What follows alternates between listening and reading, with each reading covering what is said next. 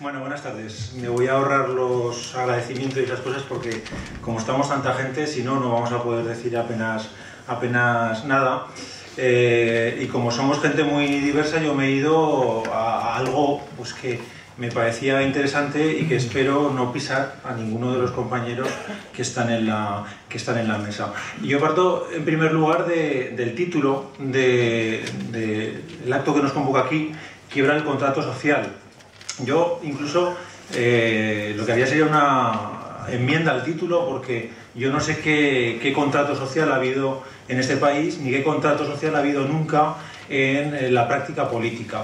Desde luego, si estamos hablando de la Constitución, yo creo que el 70% de la gente que estamos aquí no votamos la Constitución por una cuestión de edad, con lo cual, si ese es el pacto social al que se refiere, el contrato social al que se refiere, pues desde luego no es un pacto que nos vincule, por cuanto no tomamos parte en él. En cualquier caso, lo que yo pienso es que el concepto de pacto o contrato social es una ficción construida desde el pensamiento liberal, e incluso yo me atrevería a ir más allá, desde el propio idealismo filosófico, en la medida en que plantea o deja encima de la mesa como origen del Estado el acuerdo entre la ciudadanía, cosa que históricamente, desde luego, no se ha producido, yo diría que en ningún momento, ¿no?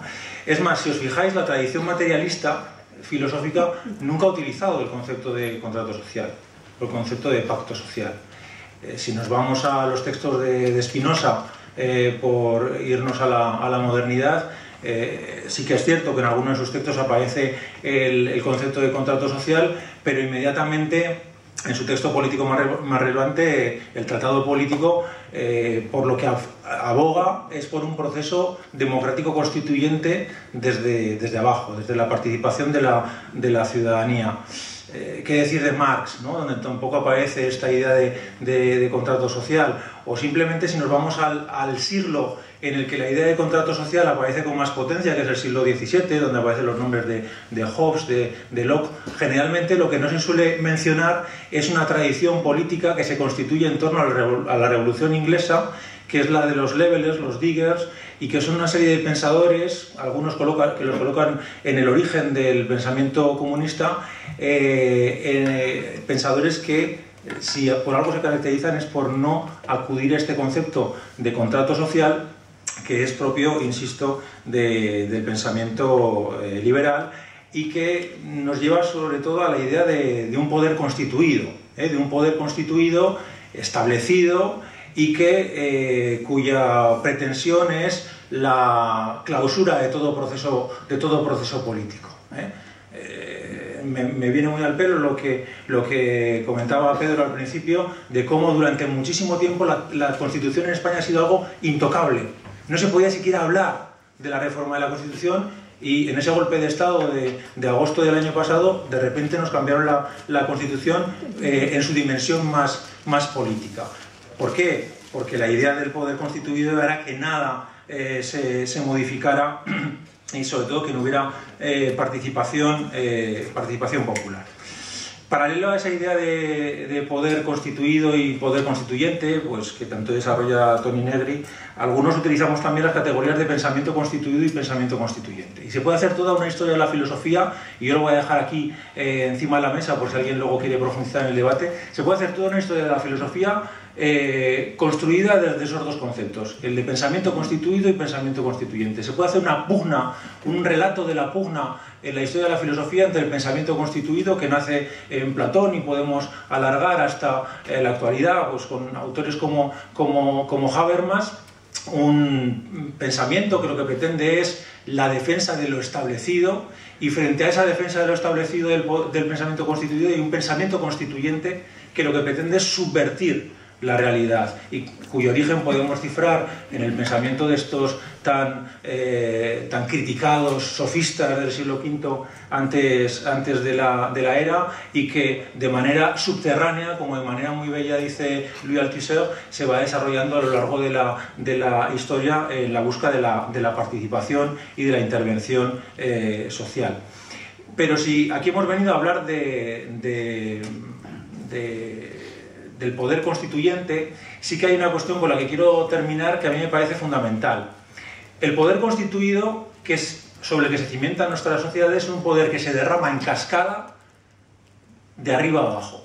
Un poder que desde lo establecido pretende impregnar al conjunto de la sociedad desde la desmovilización y la no participación ciudadana.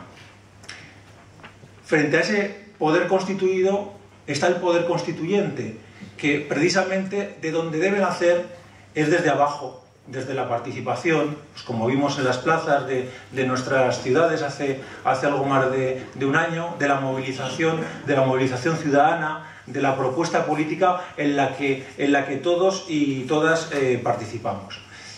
El poder constituido es un instrumento de normalización, es un instrumento de crítica de la intervención política, y nosotros lo que debemos reivindicar precisamente es lo contrario, la intervención política.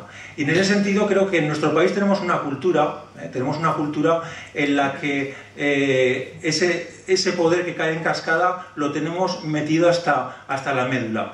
Cualquiera de nosotros o nosotras que ejerce algún tipo de cargo institucional, desde director de un instituto, directora de un departamento, etcétera, etcétera, etcétera, generalmente solemos estar más atentos a trasladar hacia abajo lo que la institución nos dice que a subir hacia arriba lo que aquellos a los que representamos nos están reclamando. Y yo creo que si realmente queremos hablar de poder constituyente, más que hablar de un proceso constitucional, amplio, etcétera, deberíamos empezar a pensar cómo hacemos para que en todos los lugares en los que estamos sea nuestra intervención política la que marque el devenir de ese lugar, de nuestro instituto, de nuestro departamento, de nuestro hospital o de lo que sea. Es decir, que desde abajo seamos capaces de articular un movimiento que vaya cambiando las cosas. Y aquí lo dejo.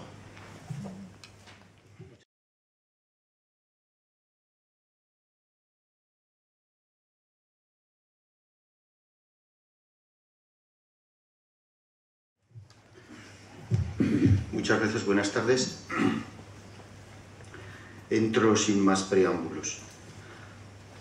Cuando me propusieron participar en esta mesa, yo pensaba que no tenía mucho que decir, porque no sé hasta qué punto estoy a favor de estos procesos por una nueva Constitución. Y me explicaré. Enseguida pensé recuperar un texto que había escrito hace mucho tiempo y haciendo referencia a la víspera del referéndum para la Constitución española, de la que vamos a celebrar pronto su no sé qué aniversario. Y entonces mi reflexión andaba entre pensando que los avances sociales, políticos y democráticos que se registraban en esa Constitución, vistos desde la noche de la dictadura franquista, parecían un avance importante, significativo, y quizás que durante muchos años ni se soñó. Y aunque mucha gente entonces, o alguna gente, estuviéramos pensando en la sociedad socialista, pues igual nos dábamos con un canto en los dientes pensando que la Constitución recogía las libertades democráticas, las libertades sindicales, los derechos sociales en su más amplio aspecto, a la educación, a la salud, al trabajo, a la vivienda, la leche. Solo que también en la misma Constitución se recogía el reconocimiento a la propiedad privada y a la herencia,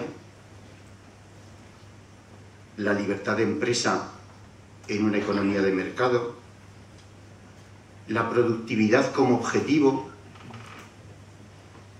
con la particularidad además de que la mayor parte de los derechos que se proclamaban en aquella Constitución pues se convertían en la práctica en orientaciones para las políticas públicas, más que en derechos tal cual de los ciudadanos. Pero bueno, era una cosa muy importante. ¿Hubo proceso constituyente democrático? Pues No lo sé. No lo sé. Pero para mí las constituciones son la expresión política de la relación de fuerzas y de los logros que cada grupo social y económico consigue imponer en un momento determinado. Y desde luego esta Constitución del 78, vista desde 1970, era un avance sustantivo. Después de aprobar esta Constitución entramos en la OTAN,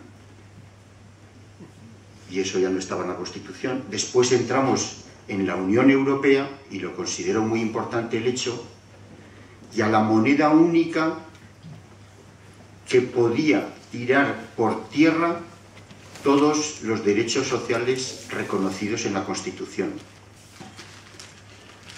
Y encima después aprobamos, y nosotros fuimos los primeros en aprobar aquella supuesta Constitución para la Unión Europea, que hoy es el Tratado de Lisboa, donde lo fundamental es la sacrosanta competitividad. Y en nombre de eso, pues se reforma la Constitución de la noche a la mañana, como ha dicho Juan Manuel, y estamos tan felices. Y la relación de fuerzas el año pasado, en ese momento, era que ellos ganaban y que la ciudadanía aceptaba esa reforma de la Constitución, y ahora se protesta porque tenemos que pagar la deuda antes que garantizar las pensiones o garantizar la atención a la salud o lo que sea. No quiero decir que este es el contrato social que hay hoy, pero este es el contrato social que hay hoy. No sé si se puede decir mejor, y no me gusta. Pero si hablamos de que hay que ir a un proceso constituyente, yo estoy de acuerdo, naturalmente. Más bien pienso que los procesos constituyentes son permanentes, día a día. Y los contratos, los acuerdos o los pactos, porque al final lo que tenemos es un acuerdo, bien que tácito, sobre en qué cosas se basan nuestras relaciones sociales, políticas y económicas, se renuevan día a día, y unos días tienen más fuerza en una dirección y otros días se tiene más fuerza en otra dirección. Este es mi punto de vista, y lo podemos discutir. Solo he ocupado 5 minutos. Me reservo para más adelante. Me tenéis completamente...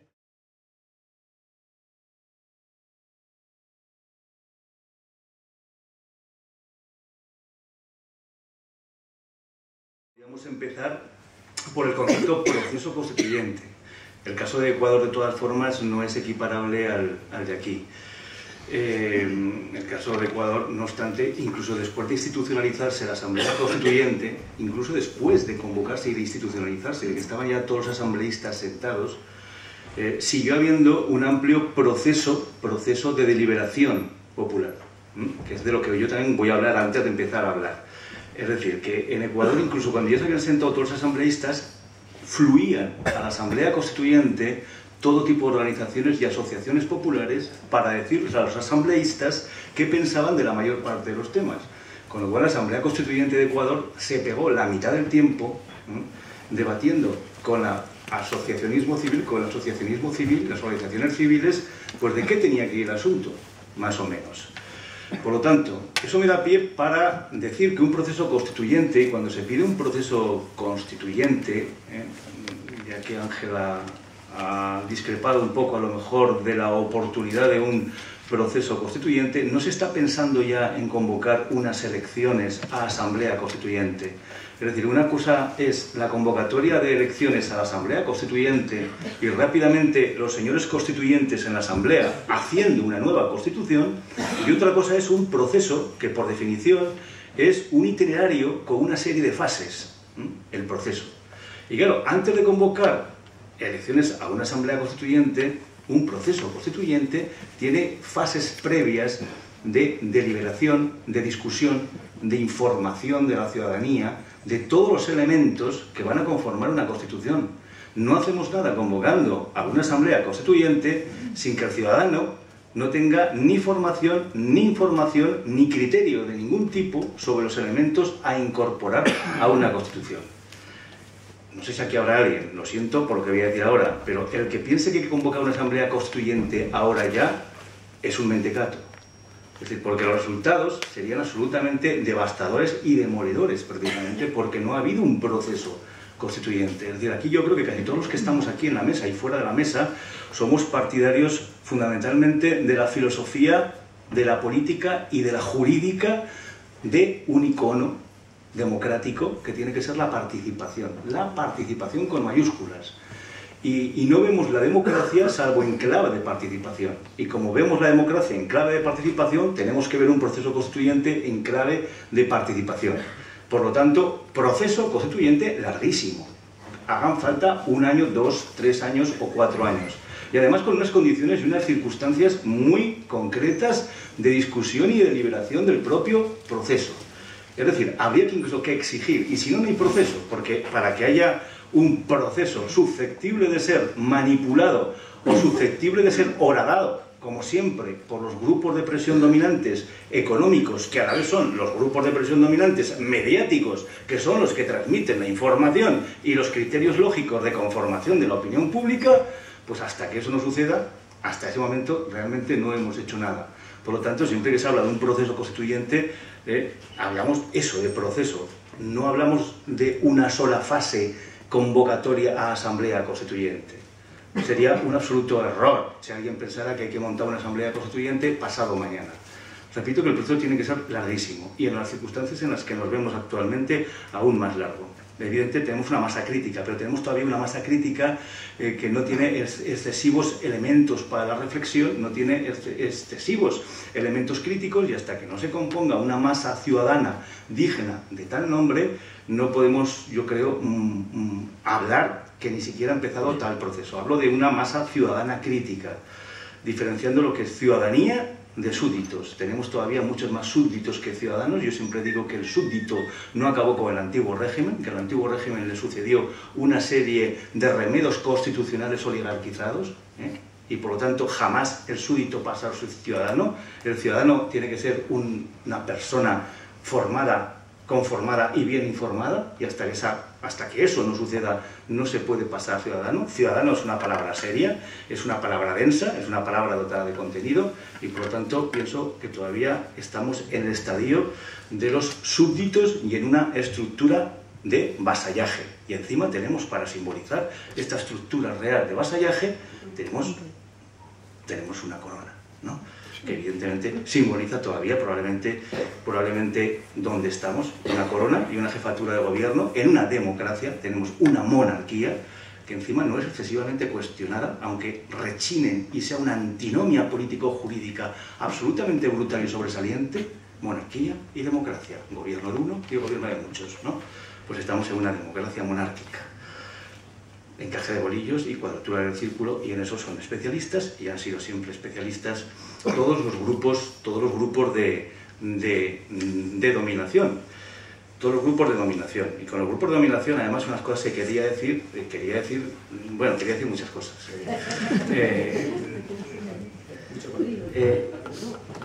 Porque, por ejemplo, luego, bueno, sí, claro, la ficción del contrato social. La ficción del contrato social que comienza a lo mejor ya con el Estado absolutista. El Estado absolutista también se basa en un pacto y se basa en un contrato, ¿no? Todos los teóricos del Estado absolutista nos hablan precisamente de eso. Pero el Estado liberal, que es el Estado constitucional ya, también se basa en un pacto y en un contrato social que nunca firma nadie, y es un contacto que nunca explicita absolutamente nadie, y si los que lo explicitan, sí que lo explicitan algunos, lo explicitan unos pequeños grupos de propietarios. El Estado constitucional, otras cosas que quería decir yo, el Estado constitucional no democrático, oligarquizado, precisamente nace bajo una hipoteca muy grave, que es la hipoteca de lo económico y la hipoteca de la propiedad. Quien piense que la la hipoteca de lo económico es algo actual, es algo de estos últimos años, la hipoteca de los mercados, la hipoteca de los poderes económicos, se equivoca porque ya la propiedad, la gran propiedad, no la pequeña propiedad y la mediana propiedad, no, la gran propiedad ya es el derecho fundamental, núcleo del Estado liberal.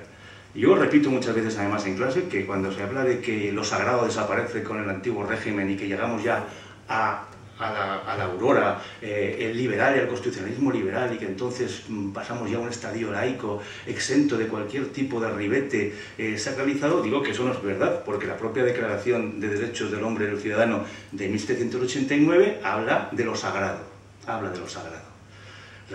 Declaración de la Revolución Francesa, 1789. Nos vamos al punto 17. ¿Y qué es lo sagrado en la Declaración Universal de 1789? Pues sagrado es la propiedad. Es decir, la propiedad es el único derecho que hace la Declaración de Derechos del Hombre y del Ciudadano de 1789 sagrada. Y claro, a partir de ahí empiezan todos los males, porque los demás derechos pues van todos seguiditos, muy corridos, con rapidez, velocidad, y al final hay un gran artículo, que es el que más ocupa, donde se nos dice sagrado e inviolable el derecho a la propiedad. Y realmente se lo toman en serio.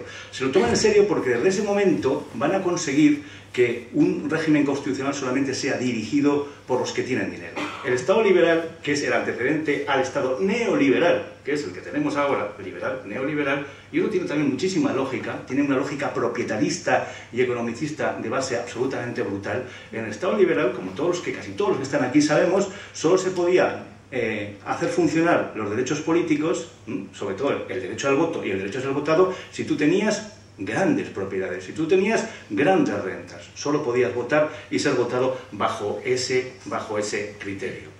Estado liberal que además recuerdo donde todavía había una permanencia brutal de la nobleza, una permanencia brutal de la monarquía que controlaba el poder ejecutivo, que parcialmente podía vetar las decisiones del legislativo y que indirectamente votaba al poder judicial o elegía al poder judicial. También es verdad que con el camino se cae otro elemento del Estado constitucional y del Estado en general, que es la soberanía. Hay que recordar también, ahora cuando hablamos de quiebra del contrato social, cuando hablamos de que todo se derrumba, de que todos estos iconos teóricos son falsedades, hay que hablar también de otra gran falsedad, que es incluso previa al Estado constitucional y a la democracia, que es la soberanía. La soberanía, nosotros, los profesores de Derecho Constitucional, incluso los moderados, los conservadores, pues cogen a un señor que se llama Carré de Malver, que a finales del siglo XIX puso sobre un folio una definición muy bonita de soberanía. Soberanía del Estado. ¿Qué es la soberanía del Estado? Pues bien, soberanía del Estado es la superimposición de la soberanía nacional y popular sobre los poderes internos y sobre los poderes externos. Es decir, el gran poder del Estado, el monopolio de la fuerza y de la coacción, la única legitimidad ante grupos de presión internos y ante grupos de presión externos. Y en segundo lugar, decía, ya para acabar, y la independencia de un Estado respecto a otro, que por supuesto no se tiene que ver ni presionado ni coaccionado, y eso realmente es la soberanía. Se supone que si no existe eso, no existe elemento soberanía, y si no existe elemento soberanía, no existe el Estado, porque en el Estado también nosotros enseñamos que son tres elementos: población, territorio y soberanía. Si se nos cae la soberanía, se nos cae el Estado. Por lo tanto, ¿ahora dónde estamos? ¿Tenemos realmente soberanía? ¿El Estado y los Estados son soberanía o son instrumentos al albur de los grupos de presión nacionales o internacionales? Y si estamos al albur de grupos de presión nacionales e internacionales, no tenemos soberanía. Si estamos al albur de otros Estados, no tenemos soberanía. Y si no hay soberanía, no hay Estado. Últimamente a mí me gusta hacer muchísimo una gracia, que es que no tenemos Estados, tenemos entes administrativos, con mayúsculas, ¿sí? Ente administrativo, pero no son estados. Hay que ser también muy serios al hablar de Estado, como hay que ser muy serios al hablar de contrato social o al hablar de Estado constitucional. Por lo tanto, ya no es que no tengamos democracia, Estado constitucional, es que no siquiera tenemos ya Estado, sino que tenemos una especie de entes administrativos. Es verdad que a mí también quería decir que el Estado constitucional tuvo un momento de perfección y de... Ya tengo la tarjeta amarilla, No he empezado. No he empezado, no. Pero bueno. Pero como que falta mucha gente para hablar, ya lo dirán, supongo, todo lo que tenía que decir. Porque es que hay muchísimas cosas que decir. Pero bueno, esto es la base. Yo, en definitiva, como profesor de Derecho Constitucional, aquí lo que tengo que sentar es la base sobre los criterios y los elementos teóricos fundamentales, que son todos los que acabo de desgranar ahora mismo y sobre los que se construye toda la falsedad de mi asignatura. Toda la falsedad de mi asignatura cuando todos se dedican a hablar de estos conceptos en plan puro como si la realidad realmente fuera así. Y luego no ponen en relación nunca, digo los profesores de mi asignatura, la realidad con los conceptos, ¿no? Sino que los escupen, los remiten a definiciones maravillosas de los manuales y luego los piden en los exámenes. Y hablo del Estado liberal. Hablo del Estado liberal y de lo que era el Estado liberal, un Estado oligárquico de propietarios, no solamente económico, sino político. Dominaba el dinero. No hablo de Estado democrático porque el Estado democrático que dicen que está entre el liberal y el social es que no existe para mí. No existe porque nunca se dan las condiciones para que exista un Estado democrático. El sufragio universal no es sinónimo de Estado democrático. No es sinónimo cuando hay estados de excepción permanentes, cuando hay guerras internas, cuando hay guerras coloniales y cuando hay una soberanía compartida que ocupa prácticamente a toda Europa menos 3 repúblicas antes de la Segunda Guerra Mundial. Es gracioso cuando se habla de los fascismos. Los fascismos, qué malos eran los fascismos. Sí, los fascismos eran muy malos, pero teníamos toda Europa menos 3 repúblicas con monarquías, como he dicho antes, con modelos de soberanía compartida. Es decir, con reyes que elegían el Ejecutivo, podían vetar el Legislativo y elegían indirectamente el Judicial. Esa era la Europa democrática que en teoría se confrontaba con los fascismos. La lógica antidemocrática estaba instalada ya en Europa a la llegada de los fascismos. Estaba instalada una lógica antidemocrática, estaba instalada una lógica belicista y estaba además, para colmo, vino una quiebra económica en función de una estructura especulativa que generó la crisis del 30. ¿A qué os recuerdan todos estos elementos que acabo de mencionar ahora? Pues probablemente a la situación actual, donde hay una quiebra también de los mismos elementos. Claro, cuando viene el fascismo dirán que el fascismo es muy malo. No digan ustedes que los fascismos, los totalitarismos y la desafección de la gente por lo político viene dado porque usted pone las condiciones objetivas para que así sea, y lo que hace es desconstitucionalizar absolutamente todo. 2 minutos para hablar de desconstitucionalizar absolutamente todo. Uno para decir que sí que existió el Estado social. Existió un momento brillante en la historia del constitucionalismo occidental que fue el Estado social. El Estado social se creó después de la Segunda Guerra Mundial, ante la catástrofe tan absoluta, ante los miedos de todos y ante la debilidad de los grupos de presión que había después de la Segunda Guerra Mundial, y con una sociedad civil popular, incluso un poquitito proactiva, pues se generó un Estado social. Y por supuesto ante la Unión Soviética y el peligro de contagio de un modelo que cubría elementos sociales básicos a la población. Eso es lo que configura el Estado social. Y entonces los grupos de presión se achantan y realmente ceden mucho espacio y mucho poder. Y se genera eso, se genera lo que es un Estado social de verdad. Porque esa es otra, es un tema importantísimo aquí, porque teóricamente estamos en un Estado social, pero hay que ser exigentes con todas las palabras y conceptos que he dicho yo antes, pero también con Estado social. Un Estado social son sobre todo una panoplia de derechos sociales muy amplia, una intervención del Estado en la economía, intervención policía administrativa, intervención real para evitar que los grupos de presión y los poderes fácticos se hagan con el control de la estructura económica. Y también un Estado social tiene mucho que ver con una división de poderes real, es decir, allí donde se controla y el poder es transparente. Eso dura 30 años porque desde el 75-80 hasta aquí en Europa se dedican a cargárselo. En España no nos da tiempo ni siquiera eso. En España nos da tiempo a generar derechos civiles, a generar derechos políticos nuevos, digamos, y a consolidar derechos sociales que el franquismo, digamos, en su digamos, vocación paternalista había generado ya, igual que habían generado la dictadura portuguesa, ¿no? Entonces, digamos que UCD consolida esos derechos, genera el Estatuto de los Trabajadores, de acuerdo con los sindicatos, en 1980, y a partir de 1980, con derechos civiles creados, derechos políticos recién creados y derechos sociales consolidados y fortalecidos a través del Estatuto de los Trabajadores y alguna otra política, nos plantamos en 1980. Digo bien, he repetido 2 veces 1980 porque a partir de ahí no hay ni un solo avance. Es decir, yo ahí soy extremadamente crítico. Ahora mismo es un aniversario de la llegada al poder de un señor Felipe González, al que se le están haciendo muchísimos homenajes por ahí, y lo digo aquí, y lo digo contundentemente, y lo digo de manera radical y sin ningún tipo de duda. A partir de 1980, pongamos 81, antes de la subida al poder del Partido Socialista Obrero Español, no hay prácticamente ni un solo avance social más. Están consolidados todos en el Estatuto de los Trabajadores. Yo no he visto ninguna reforma a mejor del Estatuto de los Trabajadores. Yo solamente he visto 17 reformas del Estatuto de Trabajadores, como decimos los juristas, imperius. Imperius es a peor, es decir, no a mejor. Es decir, ¿hizo el Partido Socialista alguna reforma mejor? Pues no. El Estatuto de los Trabajadores exactamente recibe 17 reformas, 5 de las cuales son de Felipe González y 5 de Rodríguez Zapatero, y todas a peor. Hay que recordar que se hacen en este país 10 huelgas generales, de las cuales a Felipe González le hacen 4 huelgas generales, y no porque a la gente le gustara jugar a la huelga general.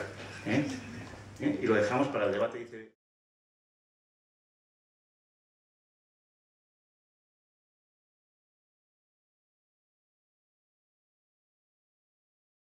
Sí, pues sí, muy brevemente, tampoco voy a hacer preámbulos, y me viene muy bien la intervención anterior porque realmente ya se estaba metiendo en la primera parte de la mía, pero me ha ido muy bien porque efectivamente lo voy a retomar exactamente ahí. Yo tenía apuntado, que no es casualidad, no habíamos quedado de acuerdo, yo tenía apuntado que el estado del bienestar aproximadamente tiene 2/3 de siglo, unos 60-70 años.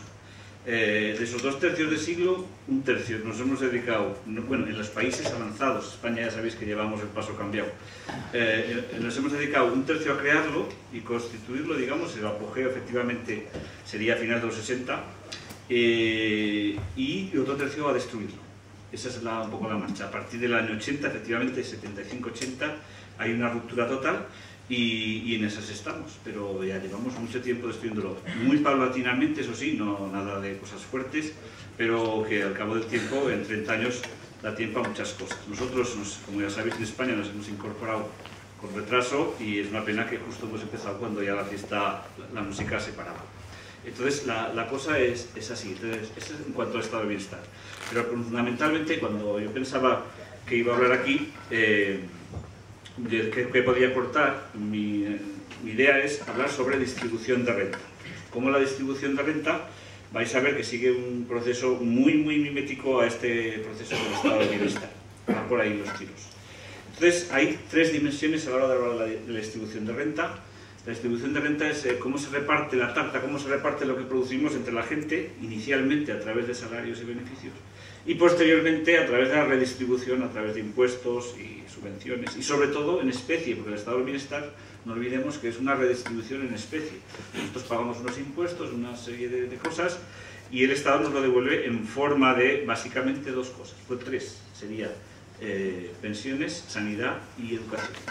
Y esta es la forma en la cual el grueso de la gente, digamos, que mantiene unos niveles económicos y generales, pues dignos. Ese sería un poco, ya no me atrevo a decir contrato social, vamos a llamarle contrato social implícito, tácito, o estado social, o como queréis. Entonces, las 3 dimensiones que quería hablar yo son, primero, en cuanto al espacio y el tiempo. La dimensión de la distribución de la renta a nivel mundial, a nivel global, entre países, también, curiosamente, sigue una evolución hasta los 75-80 y después otra. Hasta los 75-80 lo que observamos es que entre los países ricos, llamados ricos, y los países pobres o en vías de desarrollo, había una divergencia cada vez mayor. Cada vez las diferencias eran mayores. Pero desde los 80, con la globalización, hemos observado que esas divergencias empezaban a disminuir, porque daos cuenta que los chinos y los indios son mucha gente. Y entonces, cada vez que decimos que la distribución de renta a nivel mundial es penosa, siempre nos salen gente diciendo, sí, pero ten en cuenta que ahora los chinos están mejorando, ten en cuenta que los hindúes... Entonces está... bueno, efectivamente hay cierta convergencia post-1980 a través de la globalización. De qué manera todos somos conscientes. Eso es entre países. Pero dentro de los países hay un fenómeno que también, curiosamente, es hasta 1980, y desde 1980, algo debía pasar gordo ahí, porque observamos que dentro de los países la distribución de renta hasta 1980 era, y después de la Segunda Guerra Mundial, bastante más equilibrada que después. De hecho, las clases medias que conocemos se formaron en esa época, no existía tal cosa antes, y fue consecuencia del pacto, o como le queráis llamar, posguerra. Y eso es hasta 1980, pero desde entonces lo que observamos es una divergencia cada vez mayor. Es verdad que a ritmos pequeños, pero claro, en 3 décadas es enorme. Hasta hace aproximadamente 5 o 10 años, cuando decías estas cosas, te decían, pero eso tiene su justificación. ¿Cuál es la justificación que se daba a esa divergencia que era ya evidente en los años 90, 95, cuando empezábamos a llamar la atención? Decían, date cuenta que la globalización implica eso. Amigos, si las familias de esos países emergentes tienen más renta, es porque han llevado allí las empresas que aquí no están. Y por tanto, amigo, tendrás que repartir entre los trabajadores de Occidente a los trabajadores de Oriente. Y entonces lo que quitas de aquí tienes que ponerlo allá. Así que, amigo, ten en cuenta eso. Y otra cosa que tienes que tener en cuenta es que el proceso técnico requiere formación y cualificación, cosa que hay gente que no tiene. Por lo tanto, tendrás que tener claro que la remuneración de ese factor escaso tendrá que crecer. Y por tanto, eso también genera divergencia. Entonces ellos se montan una película en la cual la sociedad se divide en dos, se llaman el 80-20. El 80% la gente sin cualificación, que tiene que aguantarse perder un poder adquisitivo más bajo, o mantenerlos a duras penas, y un 20% que le va bien, bien sea por cualificación o porque es muy listo y muy emprendedor y todas esas cosas, mitologías neoliberales. Bien, muy bien. Entonces ahí tenían ya hasta los 90, 95 por ahí, esa era la contestación que te daban y no permitían ningún tipo de discusión posterior. Pero ¿qué ha pasado? Que desde entonces los datos han empezado a aparecer y la divergencia es brutal. Es tan gorda que ahora mismo ya hasta la gente más reaccionaria pues habría que reconocer que es así. Entonces, ¿cómo hemos podido tapar semejante agujero que se ha generado durante estas 3 décadas ya de divergencia interna dentro de Occidente? Pues muy sencillo, hemos tenido 3 vías de taparlo.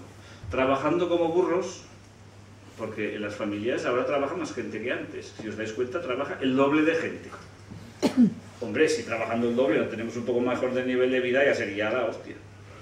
Pero cuando tú divides por persona, ¿qué ocurre? Pues lo que ocurre es que la renta en términos reales, que es lo que la gente le echa la culpa al euro, otras cosas, pues no es mayor que en los años 70. Esa es la realidad. En los salarios medianos por hora son ahora más bajos que los 70 en términos reales, contando la inflación. Conseguimos vivir un poquito mejor trabajando como burros, es decir, trabajando más gente en casa.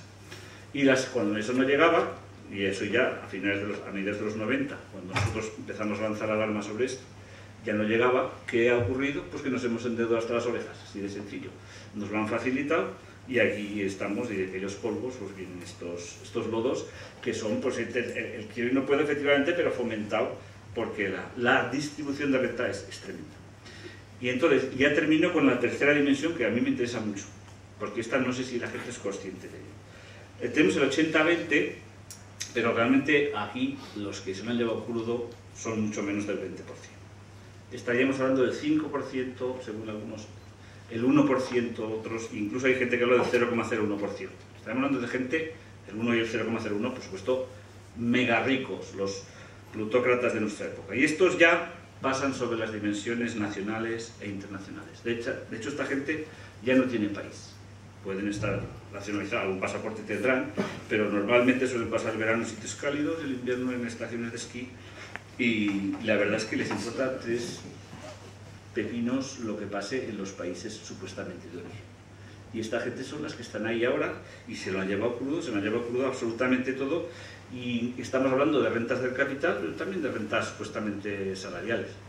O sea que no es una cuestión ya de nuestros plutócratas de los años 20, que efectivamente, como decía antes Francisco, son los que estuvieron a punto de llevarnos y nos llevaron de hecho a lo que pasó, pero son en comparación mucha más gente, pero sigue siendo un porcentaje de la población pequeño. Lo que pasa es que el poder que tienen ahora es relativo, yo creo que incluso mayor que el que tenía entonces, aunque eso ya pues igual el debate lo podemos hablar. Entonces el asunto está en que el pacto, contrato o lo que se quiera, estado social, lo que sea, sí que hubo un momento que parece ser que funcionó y ahora, pues por las circunstancias que sean, está roto totalmente. Porque claro, la otra amortiguador que hemos utilizado era el estado del bienestar. El estado del bienestar también ha estado cubriendo un poco el hueco ese.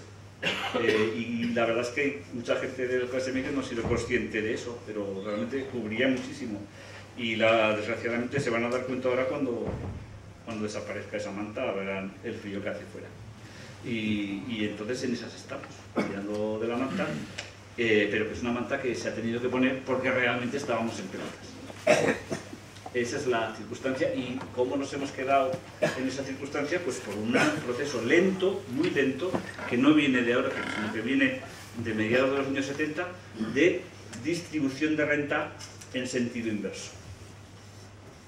Y esto, por supuesto, los impuestos no lo han compensado, y en esas situaciones es la que nos despertamos ahora a ver si conseguimos de alguna manera el 99,9% de la población, según algunos, 99 como dicen en Wall Street, pues decirles que, en fin, que esto no era lo que habíamos hablado, básicamente.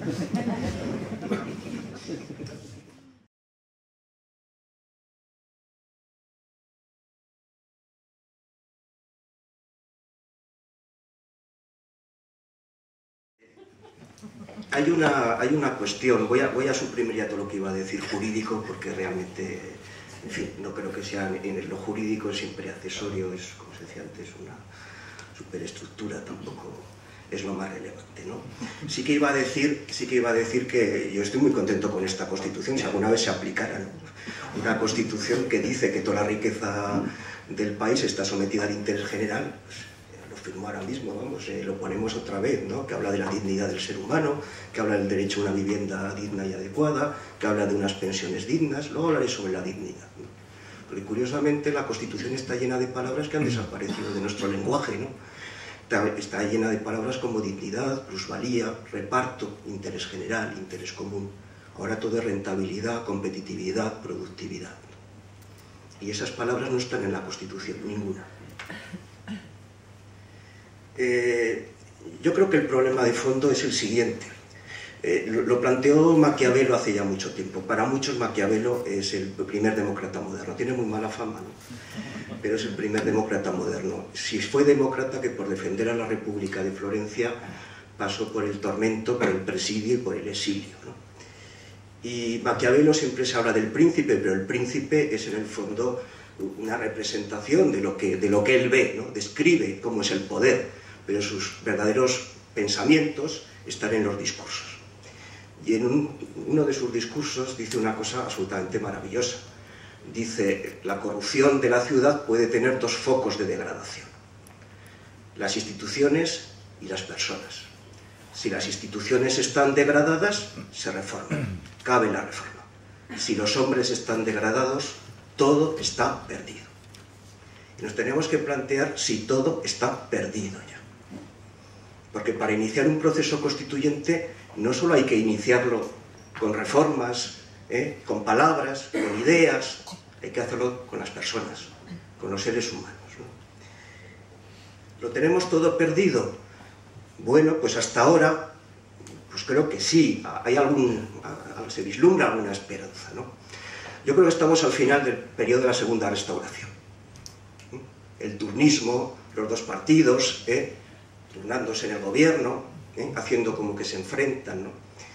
Estamos en ese periodo muy parecido al final de la Primera Restauración y estamos en el periodo de la Segunda Restauración. Y en ese sentido yo creo que, bueno, pues alguna esperanza se puede vislumbrar. No hemos de olvidar que esta ciudadanía es la que pone a Belén Esteban en las cotas de máxima audiencia, ¿no? Que esta ciudadanía es la que vota por mayoría absoluta a todos los corruptos. Algunos estrambóticos como Gil y Gil o Pinilla de la Muela, pero otros más peligrosos y a lo mejor menos estrambóticos, como los de Levante español o algunos en Andalucía, etcétera, etcétera.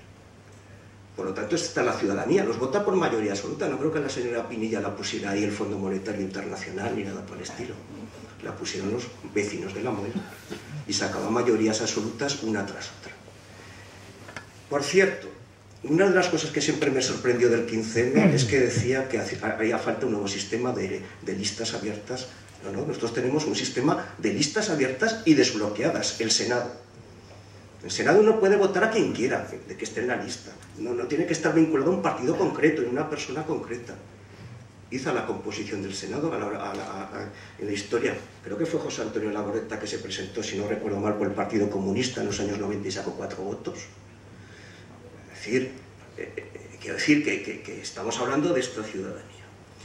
Esta mañana leí una sentencia que me ha llamado la atención, ¿no? Una ciudadana reclamaba porque se sentía engañada por unas preferentes, ¿no? Y el juez, en este caso ya el tribunal, en segunda instancia ratificaba la sentencia en primera y le daba la razón al banco. Pero cuando uno lee la sentencia a fondo, resulta que esta señora es doctora en Derecho, interventora municipal. Bueno, vale ya. Se habrá engañado a mucha pobre gente, a mucha gente sin conocimientos y demás, pero esto de que no somos responsables absolutamente de nuestra codicia, tampoco. Porque en el fondo la relación entre la clase política y los bancos y la ciudadanía se ha parecido a veces al timo de la estampita que consagró Tony Leblanc en la película Los tramposos. Que el timador profesional al final acaba timando al timador amateur, porque no tiene los recursos que tiene el otro. Curiosamente nos hemos hundido con una burbuja inmobiliaria y resulta que la actividad económica más planificada e intervenida es el urbanismo. Plan general, plan parcial, estudio de detalle, licencia urbanística, licencia de apertura. Nuestro I+D+I en España ha sido C+E+C, construcción, especulación y comisión. Y así hemos generado la economía española. Pero todo eso estaba controlado. Ya había mecanismos de participación en la ley, de información pública, etcétera, acción pública ante las ilegalidades que se pudieran cometer. Y hemos fracasado en eso. Por cierto, en los años 80 el profesor Alejandro Nieto utilizó un término que siempre me hizo mucha gracia. Decía que España era una democracia de vetría.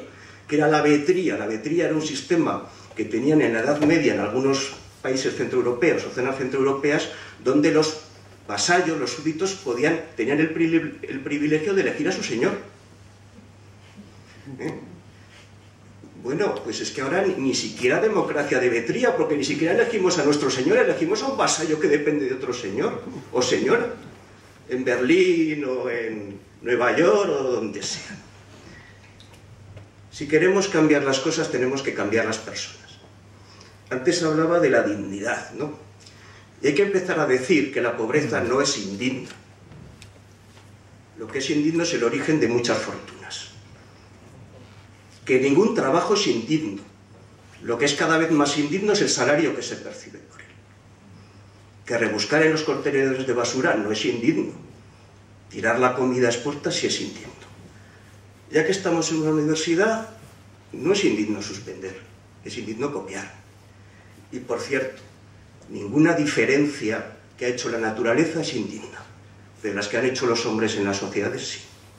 Y por lo tanto, si queremos cambiar, si queremos modificar el cauce de las cosas, tendremos que empezar a cambiar por nosotros mismos. Bueno, hoy puede ser un buen día.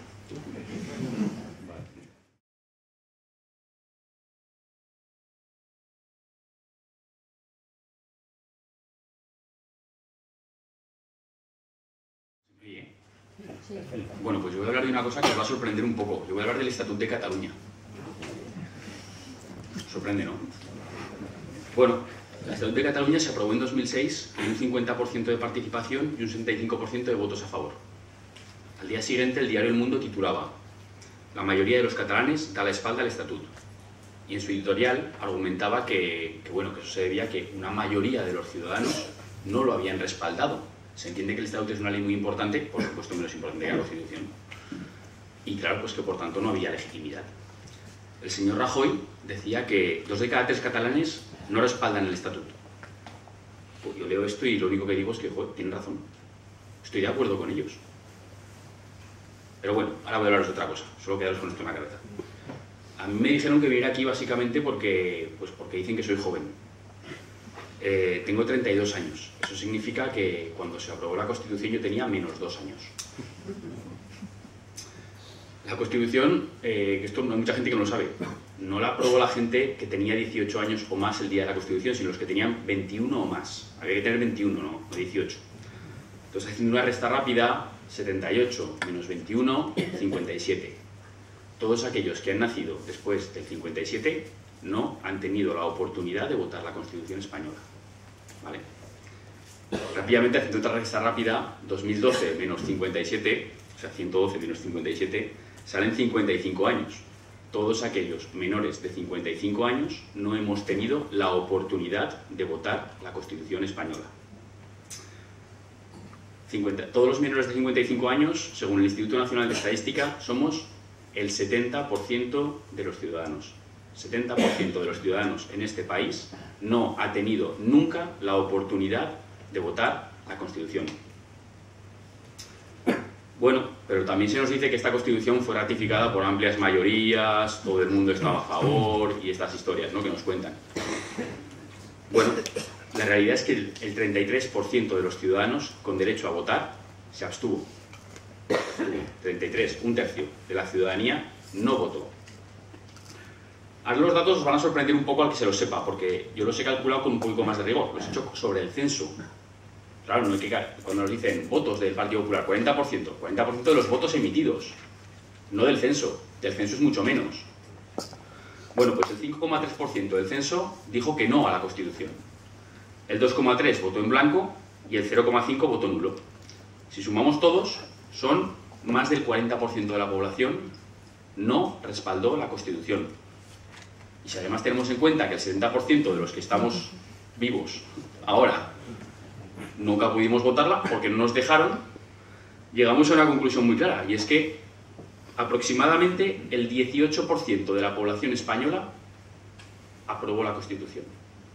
Es decir, más del 82% de la población española no ha aprobado esta Constitución. Claro, y ahora vuelvo un poco al estatuto. Me imagino que mañana el señor Rajoy, que debía saber esto, va a decir: 4 de cada 5 españoles no han refrendado la Constitución. Pues igual no lo hacen. Bueno, el dato: más del 80% de los españoles no ha votado la Constitución de 1978. Y este era el primer dato sobre el que yo quería hablar. Lógicamente, si hablamos de legitimidad, mucha no es. Y el segundo artículo, la segunda cosa sobre la que yo quería hablar era sobre otra Constitución, que es la que está en vigor ahora en España, que es la Constitución de 2011. Y que no es la misma que la de 78, porque tiene un artículo que es el 130, todos son iguales menos uno. El 135 cambia, y os lo voy a leer. Los créditos para satisfacer los intereses y el capital de la deuda pública de las administraciones se entenderán siempre incluidos en el estado de gastos de sus presupuestos. Y atención, y su pago gozará de prioridad absoluta. Además dice: estos créditos no podrán ser objeto de enmienda o modificación. Bueno, básicamente lo brutal es lo de su pago gozará de prioridad absoluta. ¿Esto qué significa? Yo estudié economía y igual ahora la gente de derecho me dice que voy a decir alguna barbaridad. En nuestra Constitución se dice que esto es una monarquía parlamentaria, han dicho que esto es un poco extraño, pero podría ser una república, somos un Estado autonómico, pero puede ser un Estado centralista o un Estado federal. En realidad todo esto me parecen, entre comillas, minucias, comparado con el artículo 135. El artículo 135 lo que dice es que España no es una democracia, es una deudocracia, en la que los que de verdad mandan son aquellos que tienen la deuda española. Porque cualquier cosa que se produzca en España, la prioridad absoluta es pagar esa deuda. Si nos morimos de hambre, nos morimos de hambre, pero la deuda se paga. Y eso lo pone en la Constitución. Pero bueno, en todo caso, como este país es una monarquía bananera, pues la reforma se hizo mal. Esa reforma había que haberla hecho bien y haber cambiado el jefe del Estado. El jefe del Estado tenía que ser Morgan Stanley. Pero claro, el rey no es el que manda es Morgan Stanley. Sobre esta reforma me gustaría decir una cosa muy interesante, y es que esta reforma la hicieron dos partidos, haciendo un pacto en el Parlamento. No se sometió a ningún referéndum, no la votó nadie. Pero es que además, estos dos partidos en ningún momento llevaron en sus programas que iban a hacer este cambio. Por tanto, ¿qué legitimidad tienen para poder hacer esto? Si yo voy a comprar mi aspiradora al Corte Inglés de 220 voltios y me dan de 125, le digo: que me ha dicho que era de 220 y la quiero devolver. A mí ya no me dejan devolver mi voto. No me dejan. Esto no es muy justo, la verdad. Simplemente, para concluir, decir que hay dos grandes argumentos por los cuales la Constitución que tenemos hoy no podemos considerarla legítima. La primera, porque la del 78, más del 80% de la población no la ha votado. E insisto, un 70% nunca tuvo la oportunidad de votarla. Y en segundo lugar, la segunda Constitución, la del 2011, yo la considero una Constitución diferente, de hecho tiene un artículo diferente, pues carece de toda la legitimidad porque no la ha votado absolutamente nadie. Y con esto creo que ya he acabado.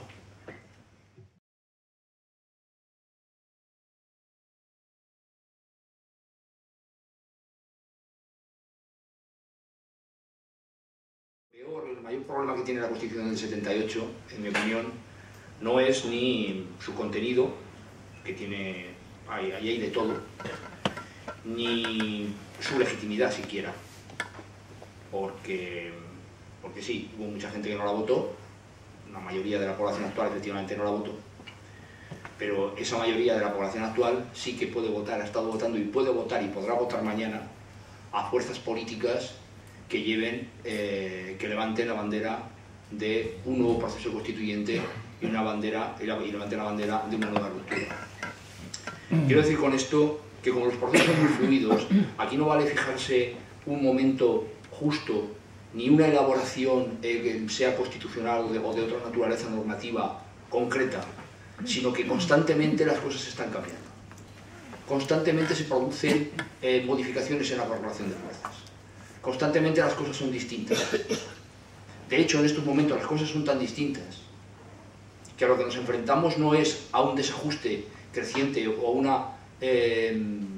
a una separación creciente entre las altas rentas, entre las rentas altas y las rentas bajas. A lo que nos enfrentamos ahora es a la destrucción de la democracia. Si queréis llamar a la democracia social, la llamáis así. Si no os parece justo llamar social a esta democracia, pues no la llamamos. Cuando me refiero a que se va a destruir la democracia, me refiero a que se va a destruir en sus aspectos formales y concretos, y se va a destruir sobre todo en sus contenidos. En sus contenidos en los que no sé si están o no están escritos en los papeles, pero en sus contenidos. Por ejemplo, dentro de muy poco vais a ver cómo desciende la expectativa de vida en este país. Dentro de muy poco vais a ver cómo una serie de servicios que parecía que eran básicos desaparecen o quedan reducidos a la nada. Hoy es el Día Mundial de la Discapacidad. El domingo, las organizaciones más oficiosas de la discapacidad, sensorial, intelectual y psicológica, estuvieron en Madrid. Se juntaron 50.000 personas. La situación es de auténtico SOS. La situación es de pavor, porque se viene abajo todo. Se viene abajo todo. No estamos hablando ahora de que se mantenga una divergencia en el arco salarial. Estamos hablando de una destrucción de lo que hasta ahora habíamos conocido. Y eso se sigue produciendo en una situación de extraordinaria liquidez. Esto es muy fluido. Esto cambia constantemente. Esto desborda los aspectos que tienen que ver, en mi opinión, y ya me perdonan los juristas, con la letra impresa en determinados papeles. Esto es otra cosa. Esto es otra cosa porque los que están en un periodo constituyente son ellos. Es el lado oscuro de la fuerza el que nos está haciendo una revolución a nosotros. Son ellos los que están moviendo la silla. Y su objetivo no es precisamente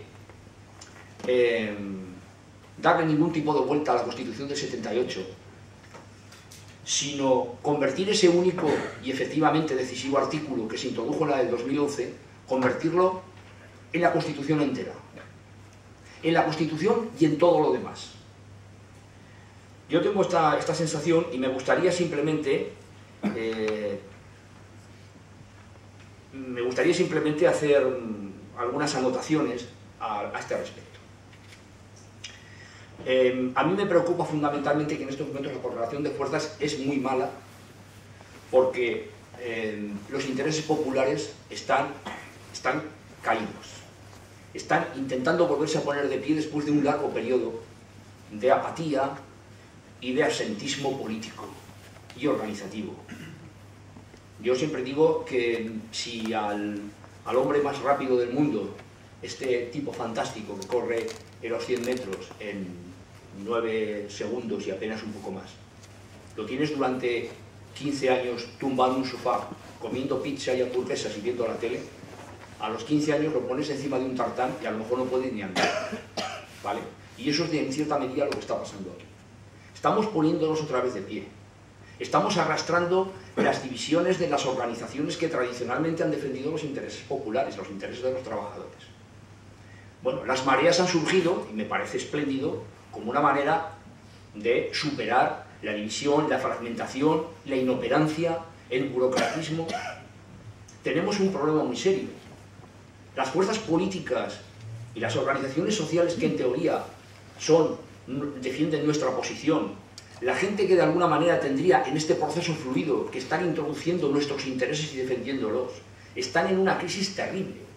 Y esa crisis a mí personalmente no me hace ninguna gracia, me produce horror. Ver al Partido Socialista como está, me produce horror. Ver las limitaciones que tienen otras fuerzas políticas, incluida Izquierda Unida, para romper un cierto suelo, un cierto techo, que es un techo, por cierto, bien bajito, y salir de ahí y eclosionar, me produce terror. Ver a los sindicatos mayoritarios en la situación en la que están, y poco a poco se van soltando, la verdad es que, bueno, las circunstancias objetivas les hacen ir cogiendo algo de músculo, me da miedo, sinceramente me da miedo.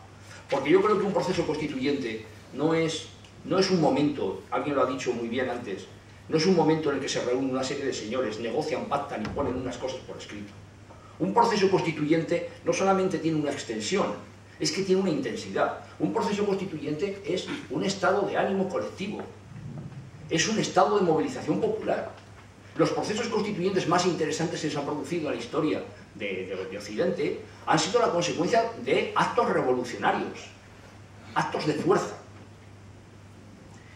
Y un proceso constituyente, y voy a ir terminando porque si no me tocará la campana, requiere una serie de cuestiones. Algunas las tenemos, otras no. Y estoy hablando ahora del proceso constituyente que a nosotros nos interesa. No voy a gastar ni un miligramo de saliva en explicar que estamos ahora dentro de un sistema político y social que ha hecho crisis y que se está yendo al garete. Y que además es despreciado por los propios que teóricamente lo sostienen.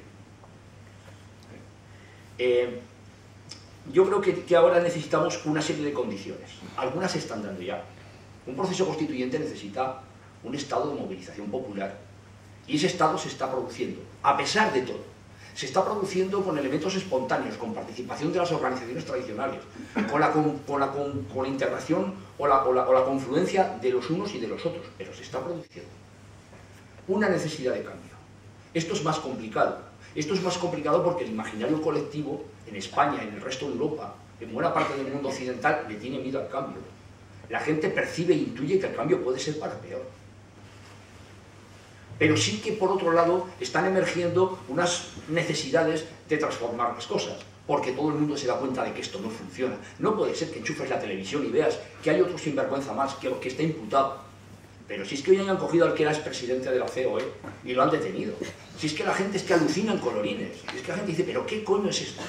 Está emergiendo esa necesidad de cambio. Esa necesidad de cambio debe ser reflexionada, debe ser teorizada, analizada, debatida. Tenemos que convertir el concepto cambio en una especie, digamos, de receptáculo en el cual entren nuestros criterios, nuestras visiones. Es decir, hay que armar eso. Y la tercera parte para mí me parece fundamental en estos momentos, fundamental, porque si no, no habrá nada.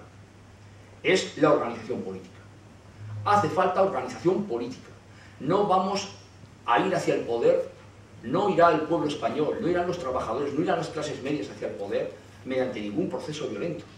Las revoluciones mediante la conquista del poder se acabaron, son literalmente imposibles. Yo no las veo, desde luego, en estos momentos, como ya eran imposibles, por supuesto, en el 78. Es necesario imaginar que hacia el poder se va a través de las urnas. Y para ir hacia el poder a través de las urnas hace falta organización política, oferta electoral, hace falta trasladar la movilización en las calles, la movilización social a las opciones políticas. Hay que construir organización política, programas, ideario político. En fin, yo si os digo que hay que hacer partido político, que hay que hacer frente político, pues me estaría aproximando más a lo que en realidad os quiero decir. Hay que generar los instrumentos que permitan ir hacia el poder a través de los mecanismos de toma del poder, de conquista del poder, y crear alrededor de la movilización social y de la movilización política, crear todo lo demás, crear los think tanks progresistas que están por crear. Hay que montar medios de comunicación alternativos, hay que conquistar espacio, hay que conquistar el imaginario de la gente ofreciéndole la alternativa de una sociedad razonable. De una sociedad razonable, porque si no la gente no se va a cantear. La gente está acojonada. Y para terminar ahora sí de verdad, yo quiero deciros que normalmente cuando se producen estos debates sobre este tipo de cosas, y esto ya pasaba en el 75, a la muerte de Franco, cuando se discutía que si reforma, que si ruptura, reforma, que si tal, normalmente se hace siempre de una manera bastante abstracta y se teoriza de una manera, a mí me parece un poco ininteligible, perdón. Yo, sin embargo, creo que hay que ir imaginándose cómo se pueden hacer las cosas.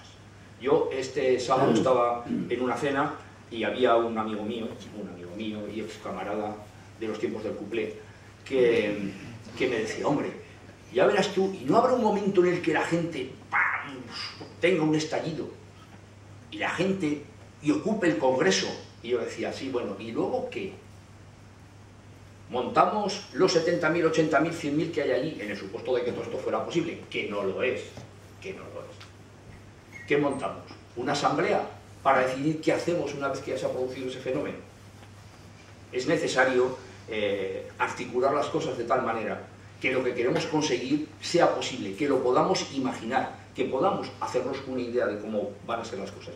En el 78 no ocurrió la ruptura. ¿Sabéis por qué? Porque era imposible, porque en realidad nadie nos lo habíamos imaginado. Cuando decíamos queremos acabar con la dictadura, cuando pedíamos la depuración de los cuerpos represivos, sabíamos que estábamos pidiendo lo imposible.